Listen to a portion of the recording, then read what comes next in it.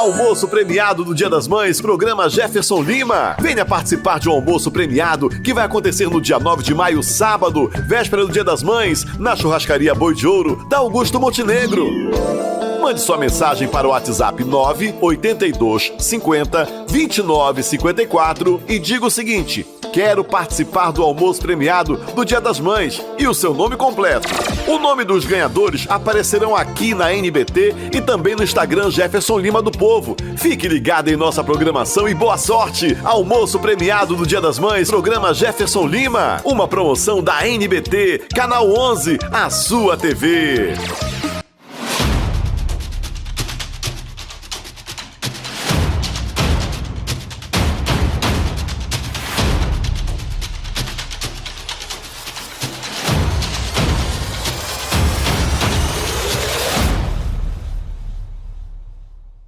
Enquanto o mundo te empurra para reagir, explodir, se vitimizar, os grandes sabem. O verdadeiro poder está em escolher o próprio pensamento. Napoleon Hill chamava isso de autoridade mental e dizia que todas as riquezas começam por uma ideia dominada. O que isso significa? Que antes de conquistar algo fora, você precisa vencer aqui dentro. Você não controla o clima, não controla as críticas, mas pode escolher não ceder, não se curvar e não entregar sua paz ao que não merece. Essa escolha silenciosa, feita dentro da mente, é o primeiro passo para se tornar inabalável. E acredite, quem domina esse espaço interior não precisa provar nada para ninguém. Você quer saber o que faz um homem continuar, mesmo cansado, ignorado, desacreditado? Autodisciplina. Ela é invisível, mas molda tudo. É ela que faz você levantar da cama quando a vontade quer te afundar. É ela que te impede de responder na hora da raiva.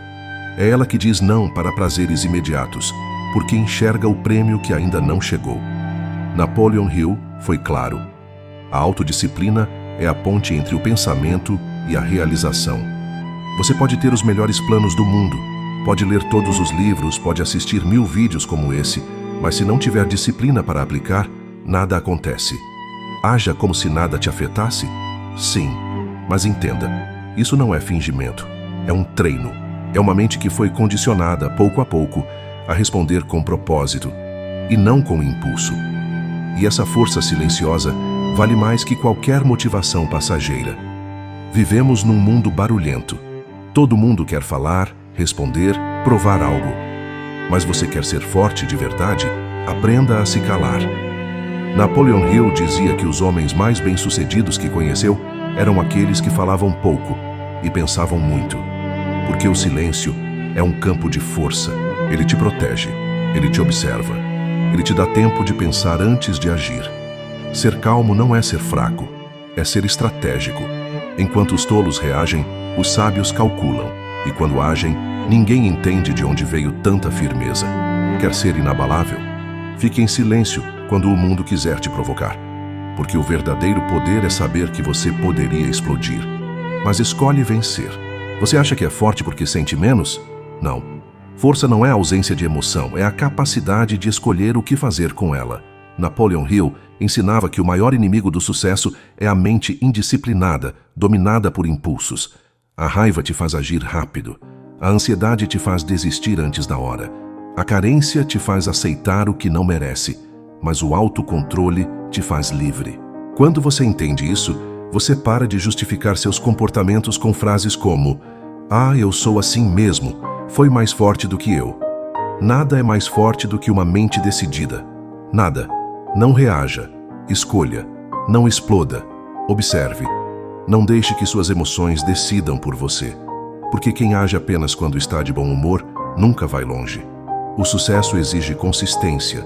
E a consistência exige controle emocional consciente. Uma das maiores provas de força interior é a capacidade de não se explicar o tempo todo.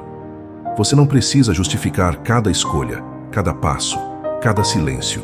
Napoleon Hill dizia que a opinião dos outros é um luxo que só os inseguros levam a sério. Enquanto você tenta agradar todo mundo, sua energia é drenada e seu propósito fica esquecido. Mas quem sabe quem é não precisa provar. Ele anda com firmeza, mesmo quando é mal interpretado. Ele escolhe o que calar porque entende que responder a tudo é perder tempo com o nada. As pessoas vão te julgar de qualquer forma, vão te questionar, criticar, distorcer. Mas e daí? Você não está aqui para ser entendido. Está aqui para cumprir o que nasceu para fazer. E isso não se explica, se vive. Preste atenção. Quem grita demais esconde demais. Os fracos não suportam o brilho dos focados. Eles não atacam você pelo que você erra, atacam pelo que você representa. Você os lembra do que eles não tiveram coragem de ser. Napoleon Hill dizia que a crítica injusta é quase sempre um disfarce da admiração mal resolvida. Então pare de tentar se defender, de querer consertar cada comentário, de querer agradar quem nunca vai te apoiar. Essas pessoas não querem a verdade. Querem que você se rebaixe. Querem que você se explique. Querem que você desista. Mas você não foi feito para isso. Você foi feito para incomodar mesmo, para gerar desconforto em quem vive no piloto automático e para inspirar, mesmo que em silêncio, os que ainda estão acordando. Então, da próxima vez que te atacarem, sorria por dentro, porque o barulho deles só confirma uma coisa: você está indo no caminho certo. A dor não vem para te destruir, ela vem para te forjar. Mas só se você tiver coragem de encará-la e não fugir. Napoleon Hill dizia: cada adversidade carrega consigo a semente de um benefício equivalente ou maior. Mas aqui está o segredo. Essa semente não floresce em quem vive se escondendo da própria dor. Você quer ser inabalável? Então pare de correr de tudo o que te desconforta. Pare de anestesiar a mente com distrações. Pare de evitar o silêncio, porque é nele que a verdade aparece. A dor que você evita hoje vai voltar amanhã, mais forte. Mas a dor que você encara com firmeza te transforma em alguém que nenhum fracasso consegue quebrar. Não peça para a vida ser mais leve. Peça para ser mais forte, porque a dor é inevitável. Mas o sofrimento é a escolha de quem se recusa a evoluir. O mundo vê o que você mostra, mas a vida te recompensa pelo que você faz quando ninguém está olhando. É fácil parecer forte no Instagram. É fácil falar bonito nos vídeos. Difícil é manter o foco quando não tem aplauso. Difícil é levantar cedo sem ninguém te cobrar. Difícil é continuar firme quando ninguém reconhece o seu esforço. Mas é aí que se constrói um império. Napoleon Hill chamava isso de caráter invisível, a força que só aparece nos bastidores, a disciplina que ninguém vê, mas que transforma tudo. Enquanto os fracos vivem de imagem, os fortes vivem de prática. Eles treinam em silêncio, estudam quando todos dormem, persistem mesmo sem garantias, porque eles sabem, o que você pratica no escuro é o que brilha quando chega a sua hora. E essa hora sempre chega, mas só para quem estava preparado. Sabe qual é a diferença entre os que vencem e os que desistem? Não é talento, não é sorte, é persistência. Napoleon Hill escreveu: o ponto de virada de quase todos os homens que alcançaram grande sucesso veio no momento em que tudo parecia perdido. A maioria, para cedo demais, desiste no primeiro obstáculo, ou no segundo, ou no 10º. Mas os que vencem são aqueles que continuam mesmo quando já não parece fazer sentido. Porque eles entendem uma lei silenciosa da vida. Milagres não acontecem para quem tenta, acontecem para quem não para. Você pode não ver resultado agora, pode parecer que nada está mudando. Mas se você continuar, algo lá na frente vai se abrir. Não por mágica, mas porque a vida se curva diante de quem insiste com fé, disciplina e um fogo interno que ninguém pode apagar. Pare de querer que todo mundo te entenda. Você não precisa ser compreendido, você precisa ser respeitado. E o respeito não nasce da explicação, nasce da postura. Napoleon Hill dizia: o homem que realmente sabe o que quer não precisa se justificar, ele apenas segue. As pessoas só compreendem o que está dentro do alcance delas, mas você não está aqui para caber no entendimento dos outros, está aqui para construir o seu próprio caminho, mesmo que ninguém aplauda no início. Você quer respeito? Então pare de se curvar, pare de implorar por validação, pare de se diminuir para caber em lugares pequenos. Fale menos, ande mais firme e deixe que o resultado fale por você. Porque no fim, quem age como se nada o afetasse, assusta, silencia e inspira. Tudo ao mesmo tempo. Eles dizem que você está frio, que você mudou, que já não é mais o mesmo. Mas o que eles não sabem é que essa frieza que tanto criticam é a armadura que você construiu depois de ser ferido demais. Napoleon Hill Ensinava que os grandes líderes são aqueles que aprendem a dominar o próprio coração sem deixar de ter alma. Você não ficou frio, você ficou mais seletivo. Você parou de implorar por amor. Parou de aceitar migalhas emocionais. Você se curou. E quem se cura, aprende a guardar silêncio, a se afastar sem fazer escândalo, a proteger sua paz como algo sagrado. O mundo chama isso de frieza. Mas você sabe, isso é maturidade, isso é amor próprio, isso é sobrevivência. Porque quem já chorou sozinho demais, aprendeu a não se deixar abalar por qualquer tempestade. Acha mesmo que vai ser fácil? Que basta querer, acreditar e tudo se encaixa? Não, a vida não funciona assim. Napoleon Hill escreveu: a vida testa a determinação de todos os homens antes de confiar a eles grandes responsabilidades. Você será ignorado, será rejeitado, vai trabalhar em silêncio enquanto ninguém acredita em você e talvez você pense em desistir. Mas escute com atenção. Isso não é o fim, é o teste. A vida quer saber se você está pronto, se sua vontade é verdadeira, se você segue em frente mesmo quando tudo diz volte. Porque só depois do teste vem a recompensa. E quanto mais forte for a sua resistência, mais grandiosa será a vitória. Haja como se nada te afetasse, porque no fundo você sabe. Os grandes só recebem quando provam que não desistem. Você já aguentou calado, já continuou quando ninguém te apoiou, já chorou sozinho e mesmo assim levantou. Então me escuta agora com o coração aberto. Você está mais perto do que imagina. Napoleon Hill dizia: muitas pessoas desistem quando estão a um passo do sucesso. Elas param antes da linha de chegada. E talvez você esteja justamente aí, a um passo. Você não sente porque está cansado. Você não vê porque está no escuro. Mas o que você vem plantando em silêncio está criando raízes profundas. O que hoje parece invisível, amanhã será admirado por todos. Mas só você vai saber que tudo começou naquele momento em que ninguém acreditava. E mesmo assim você continuou. Então respira fundo e segue mais um pouco, porque a linha de chegada nunca avisa que está próxima. Ela só aparece para quem não para. Você não precisa gritar, não precisa se exibir, não precisa explicar suas vitórias. Basta estar em paz, basta seguir firme, basta continuar. E isso já incomoda. Napoleon Hill dizia: a quieta persistência quebra mais barreiras do que qualquer demonstração de força. E é isso que acontece com você agora. Sua calma incomoda quem vive no caos, sua disciplina irrita quem só sabe procrastinar, sua evolução silenciosa grita para quem vive estagnado. E é por isso que te julgam, te criticam, te excluem. Não porque você está errado, mas porque sua presença expõe a fraqueza deles. Continue assim, firme, focado, quieto. Porque os barulhentos querem palco, mas os silenciosos estão construindo impérios.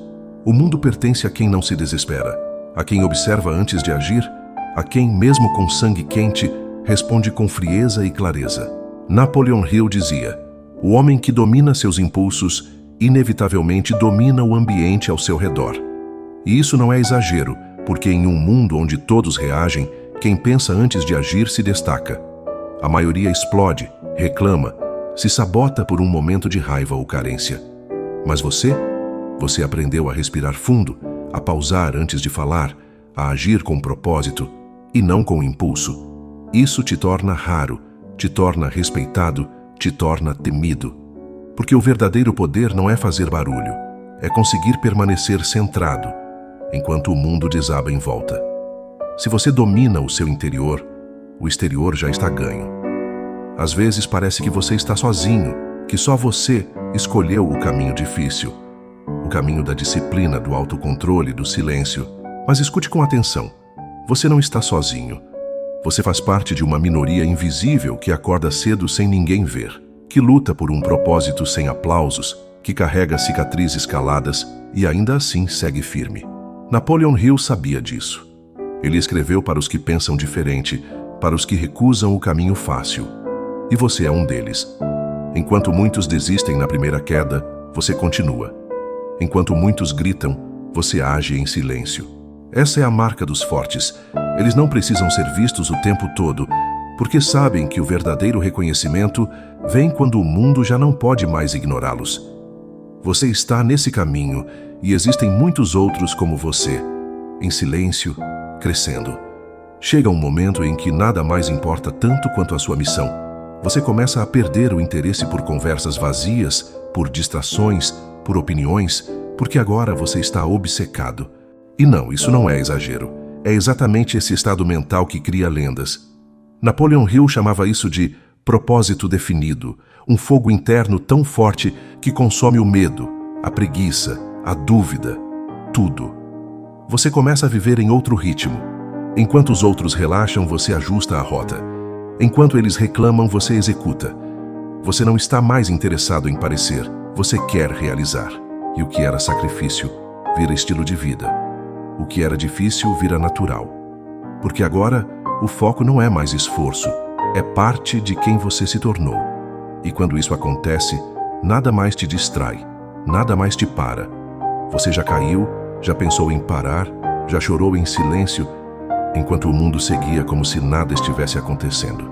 Mas você não desistiu, e é isso que te torna diferente. Napoleon Hill dizia: a persistência transforma o caráter e molda o destino. O mundo pode não reconhecer seu esforço no começo, pode te ignorar, te criticar, te deixar sozinho. Mas existe uma coisa que ninguém pode ignorar por muito tempo: resultados. E os resultados vêm para quem ficou, para quem insistiu, para quem passou por dentro da dor e saiu mais forte. No final, o mundo se curva. Os que riram, aplaudem. Os que duvidaram, aprendem com você. Porque o mundo pode até não gostar, mas ele respeita quem nunca desistiu. E se você chegou até aqui, é porque você é um desses. Você não é mais o mesmo. Aquele que se abalava com tudo ficou para trás. Aquele que precisava de aprovação já não existe. Hoje você anda firme, pensa com clareza. Escolhe o silêncio como espada. Napoleon Hill sabia. A força mais poderosa do universo está dentro do homem que domina a si mesmo. E agora, essa força está em você. Você não precisa mais gritar nem provar nada, porque sua postura fala, sua disciplina brilha, seu foco inspira. E o mais bonito, você nem precisa ser notado, porque os verdadeiramente grandes não precisam de plateia. Eles vivem sua verdade em silêncio, e só por existir já mostram o caminho. Agora respire fundo, olhe ao redor, veja quem você se tornou. Você é a prova viva de que quando se cala, o mundo escuta. No ar, Jefferson Lima na TV. Vamos lá, minha gente, começando mais um programa Jefferson Lima, aqui na sua NBT, canal 11.1, para toda a região metropolitana e vários municípios daqui, de perto da capital, né? Falamos para Ananindeua, Marituba, Benevide, Santa Isabel, Tauá, falamos para Mosqueiro, para Outeiro, falamos para Barcarena, Vila do Conde, dos Cabanos, falamos para Acará, para Abaetetuba, para Salvaterra, para Ponta de Pedras, enfim, para o Tauá, para Vigia de Nazaré. E como sempre eu falo aqui, gente, a gente traz matérias de rua, matérias de comunidade, matérias de ajuda, conteúdos, né, a sua voz, a vez do povo, mas as entrevistas que são de suma importância. E sempre passando por aqui, pelos nossos estúdios, colaboradores que têm certamente assuntos relevantes para poder dividir com a sociedade. Eu trago aqui ele que é professor, mestre, doutor em ciências políticas, Edir Veiga, da UFPA. Tudo bem, meu querido? Toque aqui para dar energia boa para a gente. Tudo bom, Edir Veiga? Oi, Jefferson Lima. Oi aos seus telespectadores. É um prazer sempre renovado, em período eleitoral, trazer análises, percepções, para contribuir com a informação do grande público aqui de Pará, da região metropolitana. Professor Edir Veiga, já está fervendo, né, nessa panela política os pretensos candidatos, que agora se apresentam como pré-candidatos, né? A gente vai falar um pouquinho agora em âmbito nacional. Bolsonaro na prisão domiciliar, fazendo uma carta e dizendo ao povo brasileiro, à direita, né, propriamente dita, que apoia, que são os bolsonaristas, colocando o nome dele, aliás, o nome do filho dele, Flávio Bolsonaro, como o candidato à presidência para disputar com o Lula. O Lula vindo para o seu quarto mandato, se eu não me engano, né? Já seria o quarto mandato do Lula. como é que você está analisando isso? Em histórias passadas, já tivemos esse embate? Isso lembra um pouco Collor e Lula? Ou você quer puxar um pouquinho mais na história do Brasil para falar sobre esse acirramento, essa polarização da política nacional? Olha, de fato, essa eleição que nós chamamos em ciência política de recall, quer dizer, uma repetição do que aconteceu na eleição de 2022, onde o Bolsonaro quebra um ciclo que vinha desde 1994, que todo presidente que se elege, ele se reelege. Então, em 1994, o FHC se reelegeu, tá certo? Ele se elege em 94, 98, 98, 2002. 2002, o Lula ganha a eleição em 2002, se reelege em 2006. A Dilma ganha em 2010, se reelege em 2014, que depois é impeachmentada. E quando o Bolsonaro conquista... Em 18, né? O Bolsonaro foi em 2018. O Bolsonaro conquista as eleições de 2018, Isso. Ele não consegue se reeleger em 2022 por algo em torno de 2 milhões de votos, um universo de 120 milhões de eleitores. Então nós temos agora uma eleição em 2026, onde o nome do Bolsonaro tem muita notoriedade, tem muita lembrança, que nós chamamos daquela disputa de 2022, e a transferência que está ocorrendo de todo o carisma de Bolsonaro, de Jair Bolsonaro, se expressa no seu filho Flávio Bolsonaro, e nós deveremos assistir em 2026 uma repetição daquela eleição de 2022, onde o público brasileiro, o eleitorado brasileiro, novamente vai ficar numa eleição polarizada entre conservadores e progressistas, e que vai marcar a eleição em 2026. Quando você fala em polarização, ô Veiga, você não vê no decorrer da campanha, lá de repente por um vídeo ou por alguma coisa aqui, porque você sabe que a guerra vai começar, né? Ou por debates, ou por entrevistas, alguns deslizes, tanto do Flávio quanto do Lula, abrindo brecha para uma terceira via, ou pela sua análise e experiência, você acha que está bem definida essa questão da eleição, sem vaga para uma terceira via nacionalmente falando? Essa eleição, ela é muito infeliz para novos candidatos, porque as duas campanhas vão esvaziar demais a candidatura. Né? Você já tem 12 candidatos aí inscritos, né? E vai haver um esvaziamento, a polarização vai ser de tal ponto que o eleitorado brasileiro vai ficar nessas duas alternativas. Eu não vejo espaço hoje para uma terceira alternativa, a não ser que aconteça algo excepcional que pode acontecer. Isso. Como em 2018, a facada do Bolsonaro tirou de 18% para 38%. Né? Então, caso não aconteça algo excepcional, sim, esse processo vai esvaziar demais candidaturas. Mas isso não significa dizer que não tenha um peso. Por exemplo, Romeu Zema, Caiado, quem mais está vindo aí? Renan não sei o quê, Renan Silva.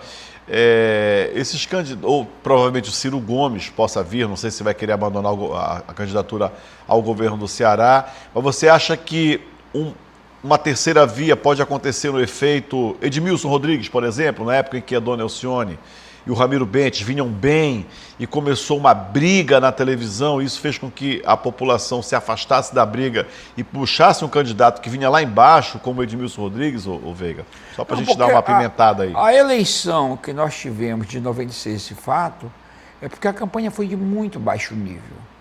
Um atacando o outro, um chamando o outro de ladrão, eram aviões filmando de cima para baixo a fazenda de um e de outro.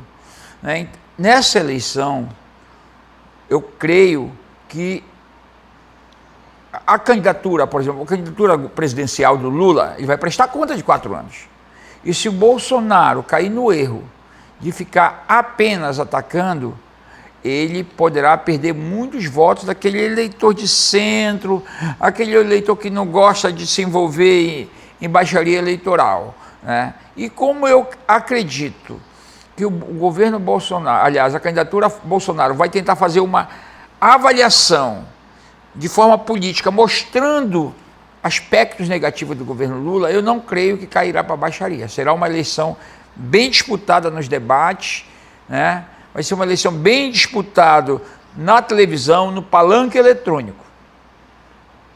A gente está vendo as imagens dos candidatos, então você acha que... Mas esse percentual de indecisos, aqueles que respondem não sabe, eles ainda se decidem quando se aproximam as eleições, ou eles aguardam uma terceira via, Veiga? Não, eu acredito o seguinte, que, na verdade, se eu fosse fazer uma pergunta espontânea hoje, Sim.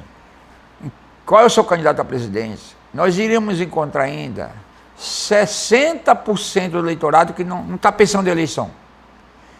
Normalmente esse número seria maior, mas como Bolsonaro e Lula é muito conhecido no Brasil, eu estou falando Bolsonaro, não estou nem falando Flávio, o nome Bolsonaro, eu creio que até neste momento já tem acima de 50% de pessoas posicionadas, mas olha, ainda tem a metade do eleitorado ainda, que ainda não está pensando em eleição presidencial, nem eleição para governador, né? Efetivamente, o eleitor mediano, que é aquele eleitor que não está polarizado politicamente nem ideologicamente, ele só vai tomar suas posições a partir do palanque eletrônico, da campanha rádio, televisão e nas mídias digitais, entendeu? Então eu acho que a possibilidade de uma terceira via, neste momento, pela sondagem eleitoral não se coloca. Mas eu acredito que vão chegar, votando nos demais candidatos, algo em torno de 15% a 20% do eleitorado. E essas candidaturas, quem mais se comportar de forma ao centro, dialogando com os dois lados, terá grande chance de pegar os candidatos que votaram em outros candidatos. Sim. Eu acredito que o voto branco e nulo vai chegar por volta de 3%, 4%, tá certo? As pessoas que se abstêm sempre será ali de 15%, 20%. É muita gente que não vota. Você ainda tem essa concepção, essa percepção de que existem eleitores que ainda estão indecisos, que podem votar no Lula ou podem votar no Bolsonaro, ou já está bem definido? Eu sou esquerda, eu sou direita, eu voto só quem é da direita, eu voto só quem é da esquerda? Não, primeiro, o eleitor não vota em direita e esquerda. O eleitor do Lula vota no Lula pelas suas obras sociais e políticas sociais, e o eleitor do Bolsonaro, que não da direita, que nós chamamos de conservadores de direita, não. Eles votam com base em valores cristãos, valores religiosos. Entendi. E com base em bandeiras conservadoras. Eles não gostam desses grupos sociais que estão emergindo nos últimos 30, 40 anos, que são as mulheres na política, os LGBTs, tá certo? Os quilombolas.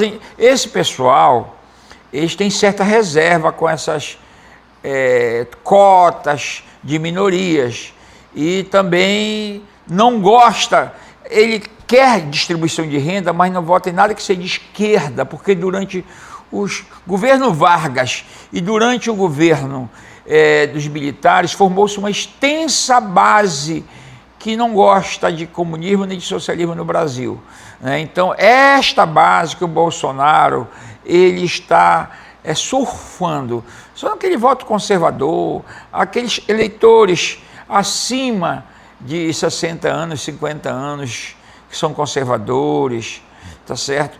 Uma classe média que não se enxerga de esquerda, uma classe média do Sudeste e aquela alta tecnocracia do serviço público também não vota na esquerda. Então, vai ser um jogo meio a meio. E nós dizemos o seguinte, eu dividiria o Brasil em eleitores progressistas e conservadores, tá certo? Onde o Bolsonaro surfa nos conservadores. Eu acho que essa vai ser a grande polarização. Vai ter muita gente que vai votar no Bolsonaro, não é porque seja de direita, é porque é de oposição, não gosta do governo, acha que essa é a alternativa que pode derrotá-lo. Entendeu? Assim como o pessoal que vota no Lula, não é um pessoal de esquerda, a grande maioria, 70%, é um pessoal que vota nas políticas sociais do Lula, que é sensível à emergência dos novos grupos sociais, como as mulheres, os pretos, os LGBTs, né, as minorias sociais, né? Para nós da ciência, nós sabemos que você fazer essa estratificação, direita, esquerda, centro, explica muito, mas o eleitor não vota nisso. Agora, para análise política, dá para você, de fato, enquadrar.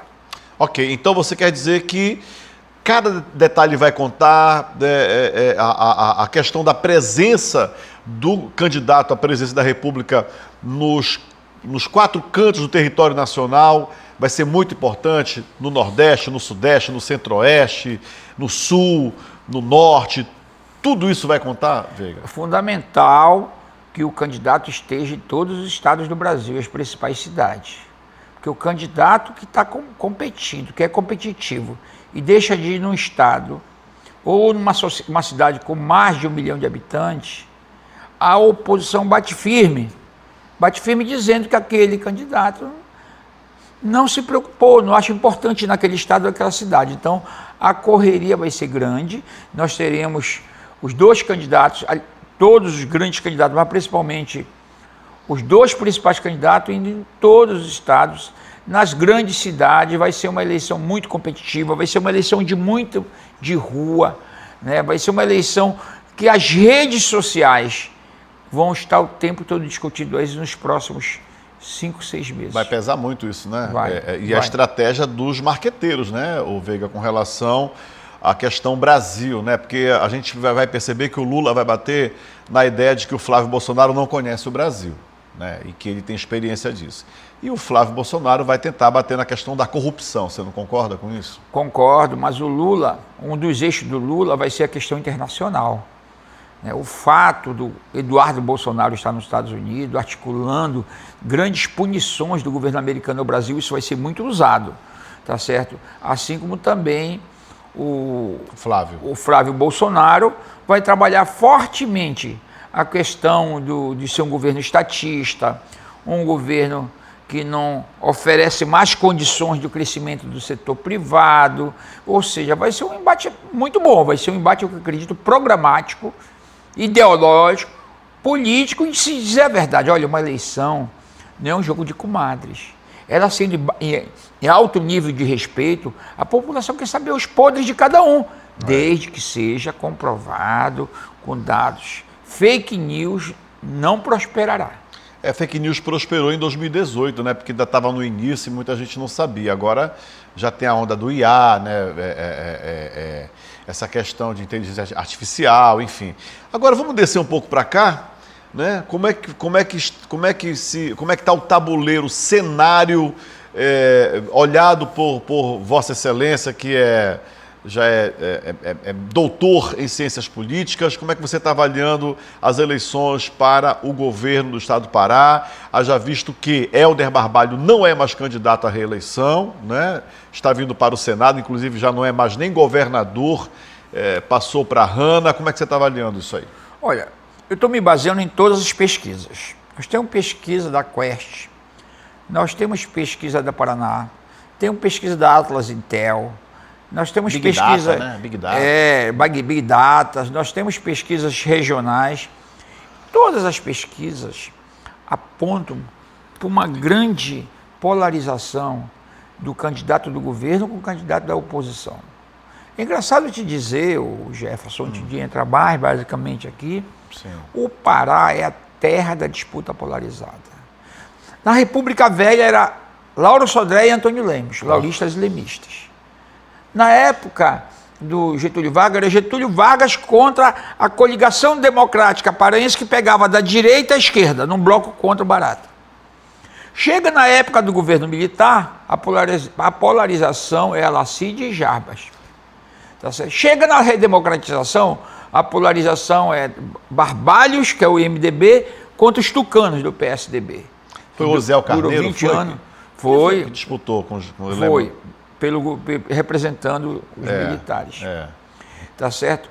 E agora, recentemente, os tucanos ficaram 20 anos no poder. Agora chegam os Barbalhos, estão se estruturando com 2 governos estaduais, e já surgiu um grande bloco de oposição. De onde é que vem um bloco de oposição, Jefferson? Em primeiro lugar, quando um sujeito chega ao governo, o Helder, por exemplo, ele não pode agregar na máquina do governo todo mundo. E ele, nas suas estratégias eleitorais, deixa muita gente de fora porque não cabe no governo do Estado.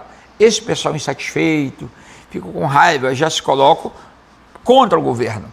Aí vem os outros grupos que vão surgindo ao decorrer dos anos, e hoje nós podemos dizer que tem um grande bloco oposicionista que se articula em torno da candidatura do Dr. Daniel. Um grande bloco.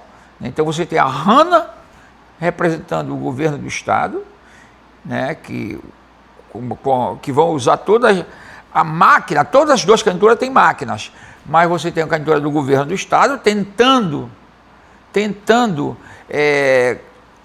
galvanizar e capitalizar a boa avaliação do governador Helder, e a oposição, porque tem muitos grupos políticos, né, e hoje a oposição se conforma dos insatisfeitos, amigos do Helder insatisfeitos que passaram para a oposição, amigos do MDB, se conforma com os partidos bolsonaristas.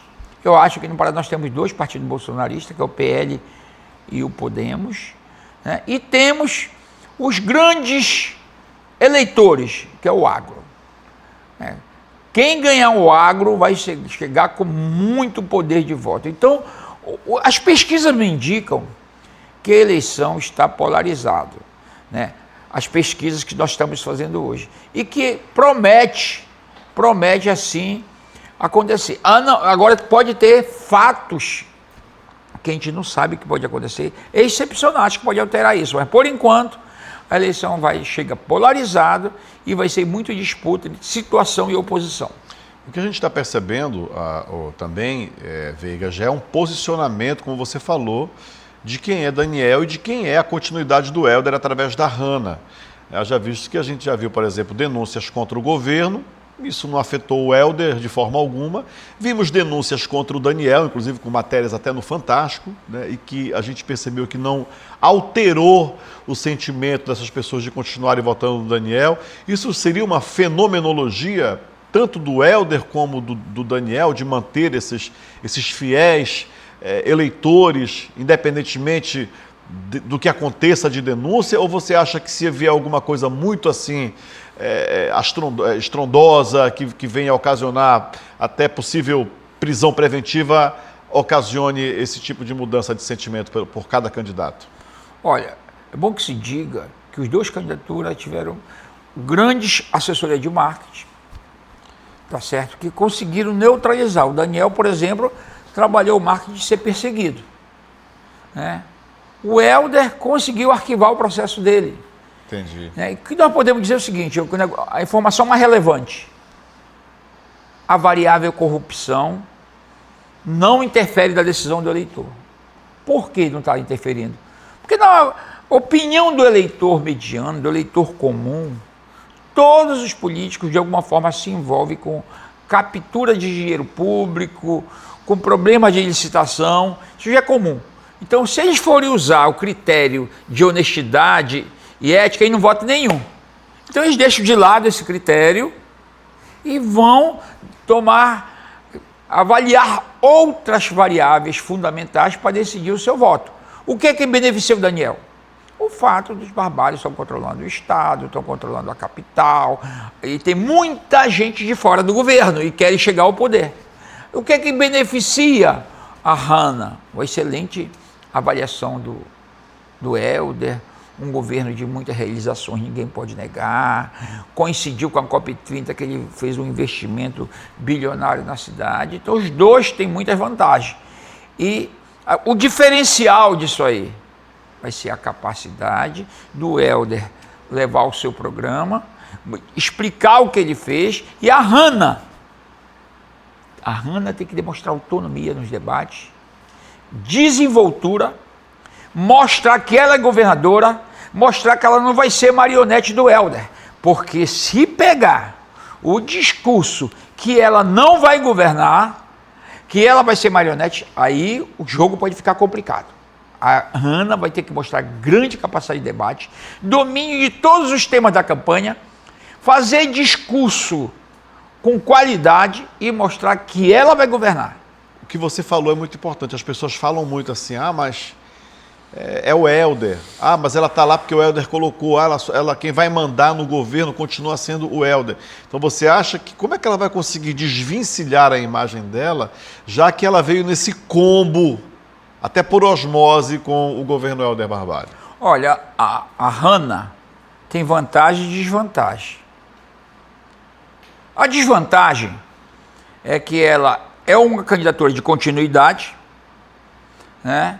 E, por certo, a oposição vai tentar descredibilizá-la até com discurso misógino, discurso contra a mulher. Essa é a desvantagem que muitos vão usar nos bastidores, não publicamente, que isso é crime. Mas qual é a vantagem da Hanna? Que no curso de uma reeleição, ela é uma outsider. Outsider é uma candidata que nunca disputou uma eleição. Ela é uma técnica, ela é uma fiscal da Fazenda. E a mais da metade do eleitorado é mulher. Isso é a vantagem da Hanna, né? E qual é a vantagem do Daniel também? É que ele tem uma gestão muito bem avaliada da Ananindeua, com patrimônio cultural que o Daniel construiu na Ananindeua. Ele mudou o perfil da cidade, mudou a autoestima da cidade, tá certo? Então ele é bem avaliado. E eu não tenho dúvida que o Daniel vai ter um excelente desempenho em Ananindeua, tá certo? Outro fator favorável ao Daniel é que ele é um outsider praticamente, é um médico que chegou ao governo porque pioneiro levou, ele não era político, ele ajudou a eleger vereador e depois colocou ele na LEPA, né? Foi o pioneiro no acordo com o Helder que colocaram o Daniel na LEPA e depois o Daniel levou pelos braços já bem avaliado, já construído, a prefeitura da Ananindeua. Então ele é bem avaliado. E outro fato é que ele é um outsider. Como ele é um médico, ele vem de fora da classe política.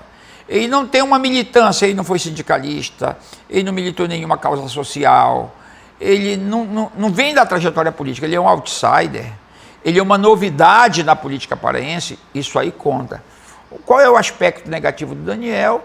É que neste momento está explodindo muitos escândalos, né, de corrupção, coordenado pela Polícia Federal e pelo Ministério Público. Então os dois têm pró e contra. E a capacidade individual de cada um, mostrando capacidade, conhecimento do Estado e coligações, alianças com a indústria corporativa, com o agronegócio, que é muito forte no Pará, vai colocar os dois em condições de fazer uma boa disputa eleitoral.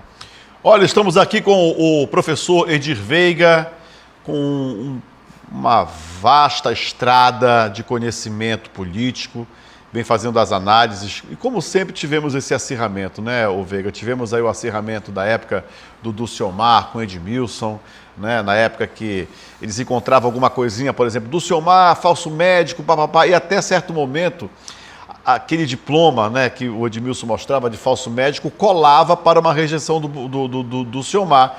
Mas já na segunda, quando o Dulciomar ganhou as eleições, já não colava mais o papo do diploma falso. Ou seja, quando se bate muito numa questão de corrupção, de malversação, de coisa errada, pode dar o efeito reverso aí, ô Veiga? Não, é porque, na verdade, como eu te falei, como todo mundo denuncia todo mundo, o eleitor fala, poxa, se eu vou usar o critério da honestidade dentre os candidatos que estão colocados, não vou votar em ninguém. E eu tenho que votar naquele que é o melhor para a cidade, ou o menos ruim. Menos pior. Porque a gente nunca pega... O sistema eleitoral brasileiro e partidário, você só pode ser candidato se for filiado a um partido. Claro. Você não tem a filiação avulsa, que você poderia lançar qualquer um. Você mesmo ia ser candidato a prefeito, a estrutura partidária, o poder o tirou da campanha. Aí o eleitor não tem muita alternativa, muitas vezes. Em momentos de crise, principalmente crises de corrupção, de denúncia, é o momento de aparecer as grandes forças morais da cidade, o grande advogado, o grande acadêmico, mas só que ele não pode, porque há um monopólio da representação pelos partidos políticos no Brasil. Aí o eleitor fica lá, 4, 5. Aí o que ele faz? No segundo turno, principalmente, quando tem, eu vou escolher aquele que é menos ruim para a cidade. É sempre assim. Então eles, o eleitorado, eles dão uma votação mais dirigida no primeiro turno e no segundo turno ele vai escolher aquele que for menos ruim para a cidade. Entendi. Agora, ô Veiga, tirando o romantismo de eleitores que amam o Daniel ou daqueles que amam o Helder Barbalho, a família Barbalho, não pode se dizer aqui que a eleição está ganha para o Daniel nem para a Hannah, né? Porque a Hannah vinha lá embaixo, ninguém acreditava nesse crescimento dela, e há quem diga que pesquisas são mexidas para melhorar a performance da Hannah. Você concorda com isso ou não? Olha, as pesquisas, não pense que a pesquisa é bancada por instituto, que eles não têm condições. Sempre por trás de uma pesquisa, em que pese ter alguém oficialmente lá no TSE dizendo que contratou, a pesquisa sempre é bancada por um grupo político. Então, quem faz a pesquisa política, geralmente tende, na margem do erro, a mexer, né? Isso é um perigo, porque se a Justiça Eleitoral conseguir provar isso aí, a pessoa não só vai para a cadeia, como vai pagar uma multa aí de R$100 mil. Mas os dois lados mexem, não há nenhuma dúvida. Mas uma coisa é certa, os dois lados apontam um empate técnico entre Hannah e Daniel. Uns dão Hannah na frente, outros dão Daniel na frente. Eu tiro a média.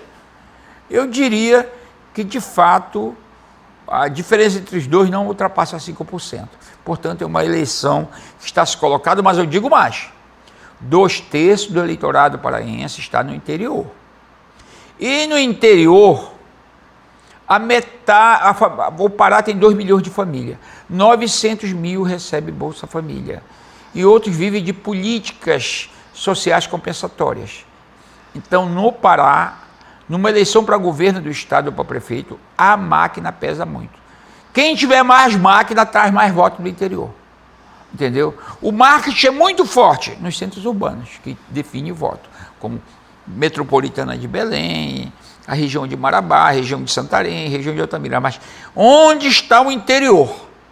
Onde a população só põe o crédito no celular para ver as notícias do seu município, para conversar com o namorado. Vou falar de zap, né? Ela não tem dinheiro para ficar navegando o dia todo. Aí que funciona, é a máquina direta, é a campanha de infantaria, são as estratégias eleitorais. E quem tiver maior exército tem mais chance. Eu te pergunto uma coisa, os deputados federais, deputados estaduais e prefeitos vão pesar nessa eleição para ajudar o candidato ao governo? Eu estudei isso na minha tese de doutorado. Os prefeitos, por mais desgastados que estejam, e geralmente os prefeitos depois foram eleitos em 2024, já chegam desgastados, muitos deles em 2026, eles não têm menos de 20% da municipalidade. E 20% da municipalidade, só aquela máquina já é muito, que ele tem os seus funcionários comissionados, os seus funcionários terceirizados e temporários. Ainda tem a periferia, que ele trabalha lá na periferia. Então ele tem no mínimo 20%. Mas há uma probabilidade de um candidato com muita estratégia rachar todos os municípios do interior. Os deputados, é inegraço, o deputado estadual e o deputado federal, ele só fala no governador quando o eleitor está muito alto. Se o candidato a governador estiver lá em cima, ele se cola. Se a eleição está disputada, o candidato a deputado diz o seguinte: o primeiro turno é minha, eu vou me eleger. Eu quero o teu voto. Ele diz: eu estou com a Hannah, eu estou com o Daniel. Vote quem quiser, vote em mim no primeiro turno. Entendi. No segundo turno, que o deputado eleito entra na campanha, porque o deputado derrotado está insatisfeito, porque ele não foi votado e vai culpar o governo por não ter financiado ele. Entendeu? Então, o deputado no primeiro turno, numa eleição polarizada, cai muito o peso do deputado. Ele tá mais não se importa em brigar pela candidatura majoritária, ele quer garantir a vaga dele. Exato. É isso? E tanto para presidente como para governador, como o presidente vai estar dividido, ele quer saber do voto dele. Aí no segundo turno, O que foi eleito se mete no segundo turno com muita força. O derrotado está chateado porque ele perdeu, não recebeu o apoio. É por isso. Acho que ninguém quer também apoio de derrotado, assim, de candidato derrotado, que eu digo, né, com baixíssimo voto. Diferente, por exemplo, de algumas candidaturas. Por exemplo, a minha para Senado, que deu toda aquela confusão, que eu já tinha saído do primeiro turno fora, né? A prefeito de Belém, que eu apoiei o Éder Mauro, que a gente chegou com 41%. Mas tem aqueles que têm uma votação inexpressiva que também nem conta. Mas, como você me falou, prefeito não é candidato, ele pesa nas eleições. 20%. 20%. Agora, se ele for bem avaliado, ele traz a metade. Entendi. Se ele for bem avaliado. Outra coisa, vamos falar um pouquinho agora da questão de Belém, por exemplo. O Igor Normando, ele está tendo uma baixíssima avaliação positiva. Tem crescido muito a negatividade nas suas ações como prefeito. Você acha que se ele não melhorar, ele vira uma âncora na vida da política, né, da candidatura da Hanna, ou você acha que não atrapalha? Olha, em primeiro lugar, dizer, prefeitos da região metropolitana de Belém entram no inferno astral entre os meses de novembro a junho, que nós somos meia ilha, cheio de rios aterrados, cheio de canais sem macrodrenagem ou mal feita ou já em decomposição. Coitado dos prefeitos. Eles só começam a se recuperar a partir de julho. Esse é o primeiro ponto. Pode reparar, se você fazer uma avaliação do prefeito em Belém, agora, Ananindeua, Benevides, Marituba, Santa Bárbara, essa região aqui, o prefeito detonado. Agora, eu volto a dizer, o Igor Normando, neste momento, ele está com uma avaliação majoritariamente regular, ruim ou péssimo. Tá certo? Está majoritário. Ele é um peso, mas mesmo assim, ele, com a máquina dele, ele ajuda a Hanna com 20%, mas nesse momento ele não está contribuindo. Ele vai ter que mudar muito no mês de julho, agosto, setembro, com várias estratégias para não ser um peso para a Hanna. Entendi.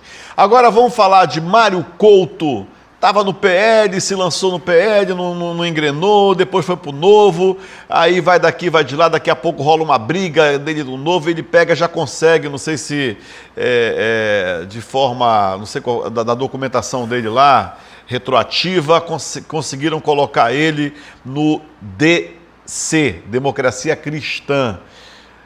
Como é que tu avalias o Mário Couto? Ele é uma pedra, ele atrapalha, ele pode ser a noiva do segundo turno, como é que você avalia ele? Olha, o Mário Couto tem uma boa lembrança para prefeitos, deputados, porque quando ele foi presidente da LEPA, ele tinha excelente relações com os prefeitos, com os deputados. Mas agora o Mário Couto vai entrar num processo eleitoral onde Hanna e Daniel vão deixar anêmicos demais candidatos. E vai ser um ponto de atração de polarização desde o primeiro turno, que os outros candidatos vão ficar anêmicos. O Mário Couto nem tempo na televisão vai ter.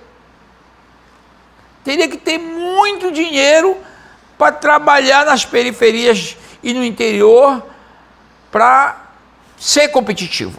Agora, a candidatura do Mário Couto, a candidatura da Araceli, elas duas não terão menos de 8%. Se elas têm 8%, elas garantem o segundo turno. Você fala Araceli, que é do PSOL, né? Eles vão garantir o segundo turno, essas duas candidaturas. Estamos aqui na avaliação do professor e também doutor em ciências políticas, Edir Veiga. Ele sempre está em campo com pesquisas e analisando para a gente. Vamos analisar o Senado, o Veiga. Que eleição acirrada é essa do Senado? Como é que você avalia? Porque, na verdade, eleições para o Senado acontecem de 8 em 8 anos, né, podemos dizer assim, ou de 4 em 4, quando é um para uma vaga e o outro pleito para 2 vagas. Né? Este é o pleito de 2 vagas, onde nós temos Zequinha Marinho e temos o senador Jader Barbalho. Como é que está essa briga para essas 2 vagas, Veiga, na sua análise? Olha, em primeiro lugar, no Senado, em uma eleição você elege 2/3, que é essa agora, das vagas, na outra eleição 1/3, na outra 2/3, numa eleição 2 vagas, na outra 1 vaga, para sempre ter continuidade no Senado, né, que é a Casa da Federação Brasileira, que representa os estados da Federação Brasileira. Olha, é a eleição de 1 vaga só, porque mesmo, o Helder já está dentro. Por que essa garantia de que o Helder já está dentro? Por quê? Porque ele saiu com uma excelente avaliação do governo do Estado e em todas as pesquisas ele tem ampla dominância da sua candidatura. Eu acredito que é uma eleição que está disputando uma vaga. É nesta vaga que estão posicionados um candidato do governo, que é o Chicão, e outros candidatos que são muito bem articulados. Tem o Celso Sabino, que não é o candidato do governo, ele é um candidato que tem raia própria. Tá? O governo do Estado vai apoiar o Chicão. Nós temos Zequinha Marinho, né, que é o senador atual... com mandato, né? E temos o Helder Mauro. Como todos, o Helder Mauro nada de braçada na direita ideológica conservadora. O Zequinha tem mandato, se articula muito bem por dentro da sua igreja e todo o sul do Pará. E o Celso Sabino tinha muita articulação para deputado federal, que eu acho que essa articulação já foi toda, digamos, ocupada por outros candidatos a deputado federal. Mas, de uma forma geral, esses 4 candidatos vão dividir o eleitorado. Que é o Chicão, Zequinha, Helder Mauro e Celso Sabino. Então, é uma eleição... Eu não posso te dizer que a eleição está decidida. Eu me lembro que o candidato do Jatene e do Almir Gabriel era o Gerson Pérez, e quem ganhou a eleição foi o Dulcemar. É mesmo, né? Então, nós não podemos dizer que já tem um quadro, até porque o governo do Estado conta na sua base com mais de 100 prefeituras, tem toda a máquina, então nós não podemos desprezar. Minha tese de doutorado é o seguinte: candidato que entra com uma super coligação, com uma máquina gigante, o governo bem avaliado, ele é sempre forte. Então, a eleição está bem aberta para o Senado também, na minha opinião. Mas calma lá, então vamos analisar aqui.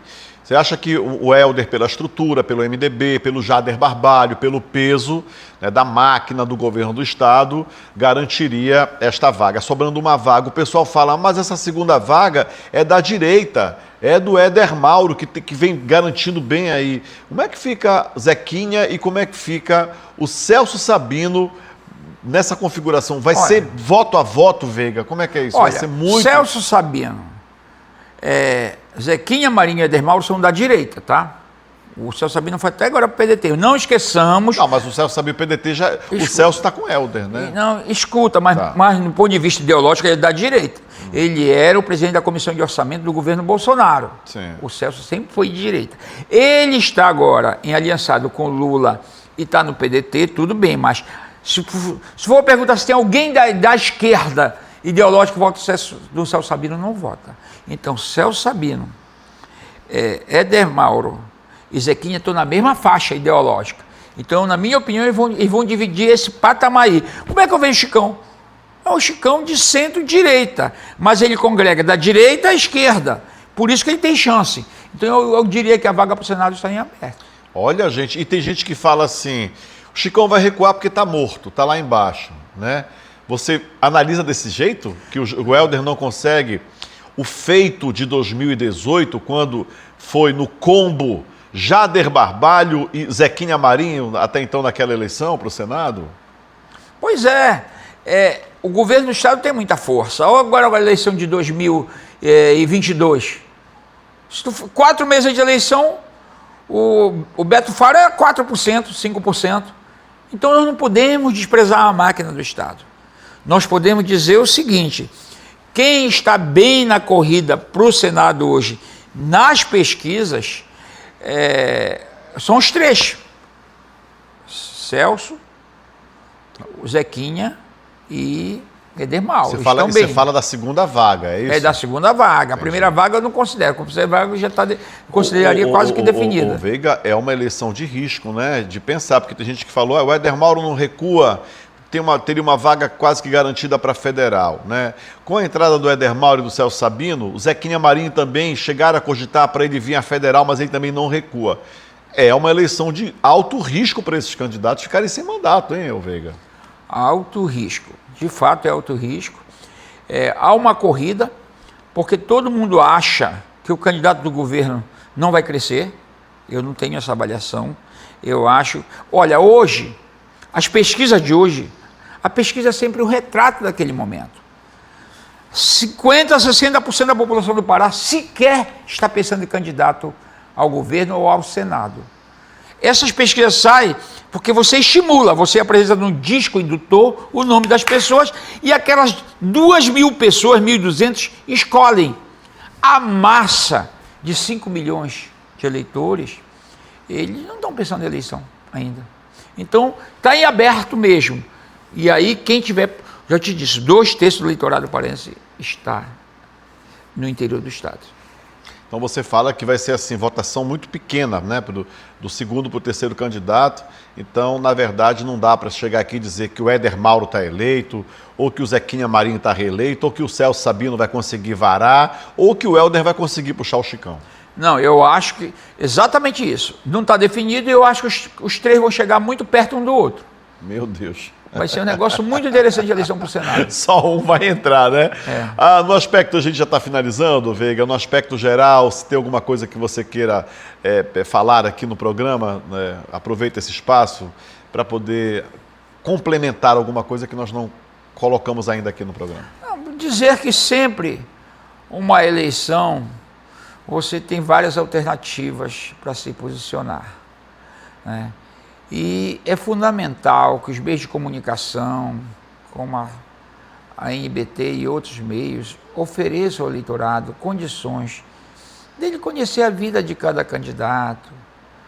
Os candidatos a deputado estadual e federal devem mostrar o seu currículo nas redes sociais, para mostrar os compromissos com a sociedade, compromisso com grupos organizados, com os sindicatos, com a agricultura familiar ou com o agronegócio mesmo. É fundamental que a população tenha acesso ao currículo dos candidatos para ver se a gente diminui o voto clientelístico. O voto clientelístico é o voto que é trocado por bens materiais ou emprego, né? Então é fundamental que a sociedade aproveite esse momento, faça uma boa avaliação dos governantes, faça uma boa avaliação do projeto da oposição e faça a melhor escolha, que isso é muito bom para a democracia. Professor Edir Veiga, mais uma vez, muito obrigado. Está vindo alguma pesquisa sua para avaliação pessoal? O senhor vai fazer alguma pesquisa registrada no TRE? Como é que está? Eu estou fazendo o seguinte, claro que eu vou fazer pesquisas na região metropolitana, mas eu estou adaptando uma pesquisa nas redes sociais, com base naquela que a Atlas Intel fez, com a amostragem perfeita, para fazer testes. Vou fazer vários testes científicos. Legal. Né, nesse processo eleitoral, né, para estudo interno. E pode ser que até às vésperas eu registre uma pesquisa para... Se a eleição estiver polarizada, eu em número nem entro. Mas se eu sentir que um instituto está mexendo muito, aí eu faço uma pesquisa para ver por onde é que está a verdade. Então pronto, continue acompanhando a rede da NBT na programação aqui para o Pará, né, com o professor Edir Veiga mais uma vez. E você que ficou em casa nos assistindo, muito obrigado por sua presença e continue acompanhando a nossa programação.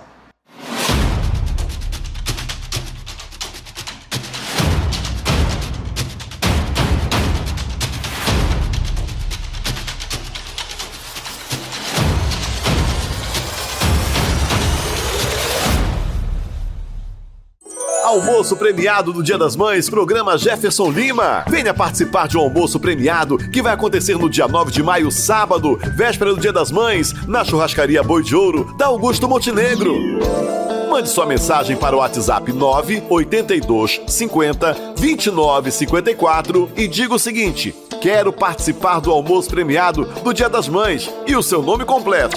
O nome dos ganhadores aparecerão aqui na NBT e também no Instagram Jefferson Lima do Povo. Fique ligado em nossa programação e boa sorte! Almoço premiado do Dia das Mães, programa Jefferson Lima. Uma promoção da NBT, Canal 11, a sua TV.